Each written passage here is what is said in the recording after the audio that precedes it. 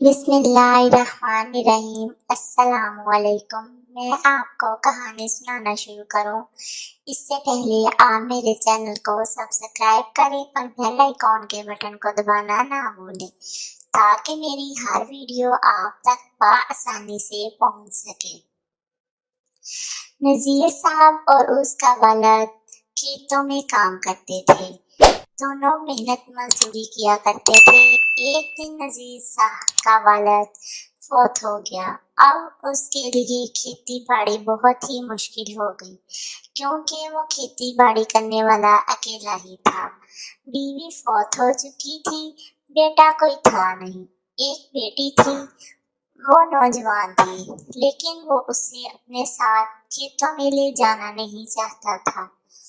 वो सारा दिन खेतों में काम करता, थक जाता, शाम को घर आता तो ऐसे महसूस होता जैसे बहुत ज्यादा बुखार है क्योंकि वो भी नौजवान ना था, काफी बूढ़ा हो चुका था।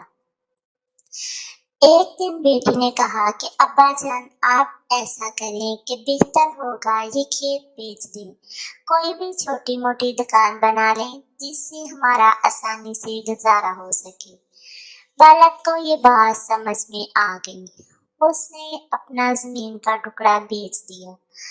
अब ये जमीन मोहम्मद इकबाल ने खरीद ली। उसका भी नौजवान बेटा था इसलिए उसे खेती बाड़ी करना बिल्कुल मुश्किल ना था।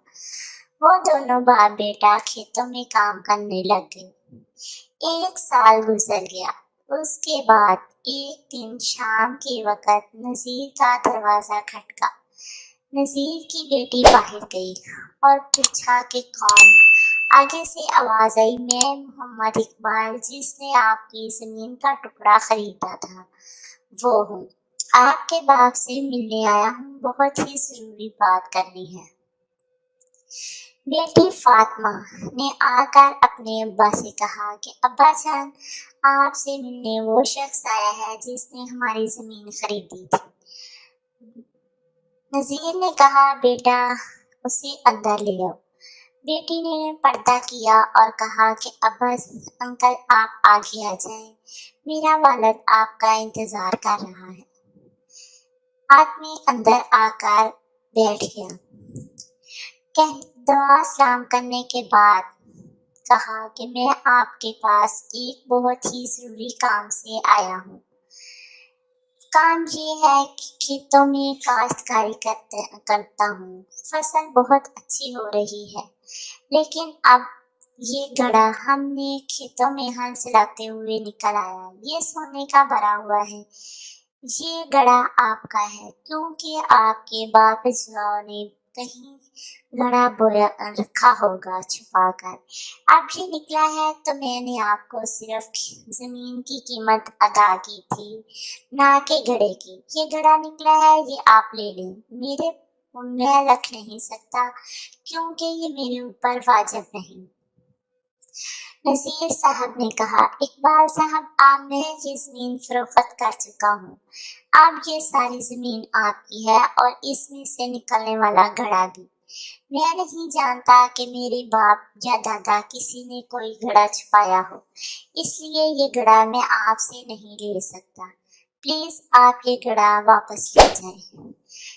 इकबाल ने कहा नहीं, मैं ये घड़ा वापस नहीं ले जा सकता। दोनों में काफी बहस शुरू हुई। फैसला ये हुआ कि काजी के पास चले जाते हैं, जिसके हक में हुआ वो घड़ा रख लेगा, उसे ये घड़ा रखना ही पड़ेगा। नजीर ने कहा तुम कहते हो तो मैं तुम्हारे साथ चला जाता हूँ, वैसे ये घड़ा मेरा नहीं है, तुम इसे वापस ले जाओ। दोनों अपने बच्चों समेत काजी के पास चले गए। काजी ने जब ये बात सुनी तो बहुत ही परेशान हुआ कि पहली दफा ऐसा वाकया सुन रहा हूँ, नहीं तो सुनने को ये आना था कि घड़ा मेरा है, घड़ा मेरा है। आप दोनों बहुत ही अजीब हो। वो कहता है घड़ा मेरा नहीं और तुम कहते हो मेरा नहीं।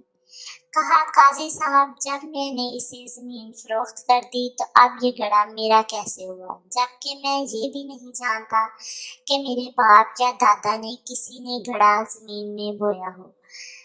दूसरी तरफ से इकबाल साहब फौरन बोले और कहा कि काजी साहब, आप मेरी बात पर भी तवज्जो करें। जब मैंने घड़े की कीमत ही नहीं दी, मैंने सिर्फ जमीन की कीमत दी, तो फिर ये घड़ा मेरा कैसे हुआ? काजी साहब सोच में पड़ गया। काफी देर सोचने के बाद पूछा कि इकबाल साहब, आपके कितने बच्चे हैं?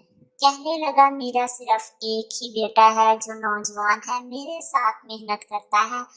हम दोनों बाप बेटा खूब मेहनत से कमाते हैं। तो नजीर साहब से पूछा कि तुम्हारे कितने बच्चे हैं? कहने लगा, मेरी एक ही बेटी है, नौजवान है, मैं उसे ब्याह दूंगा। मेरे घर में कोई खाने वाला तो रहेगा नहीं, मैं इसलिए ये घड़ा क्यों रखूं?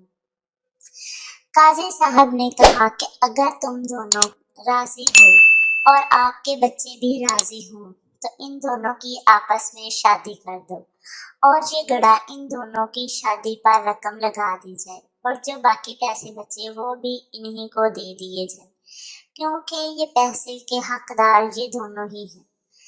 बच्चे को भी ये फैसला मंजूर था और बच्ची को भी। वो अपने बाप की लाज रखती थी, इज्जत करती थी, इसलिए उसका बाप बेहतर फैसला करने वाला था।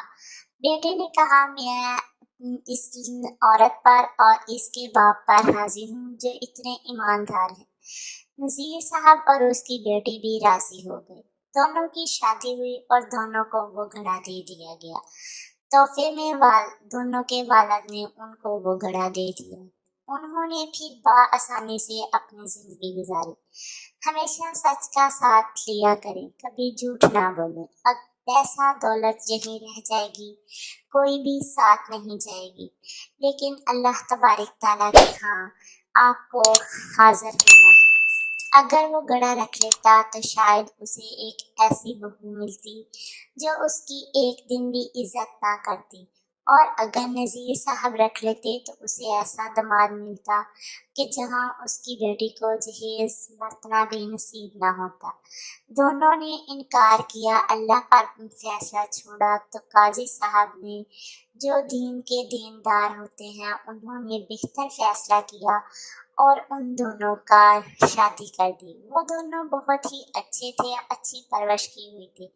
अब वो अपने ससुर की और वो अपने ससुर और बाप दोनों की बहुत ज्यादा इज्जत करते हैं, इसलिए हमेशा सच का साथ लिया करें। मेरी कहानी सुनने का शुक्रिया। मिलेंगे नई कहानी में नए सबक के साथ। अल्लाह हाफिज।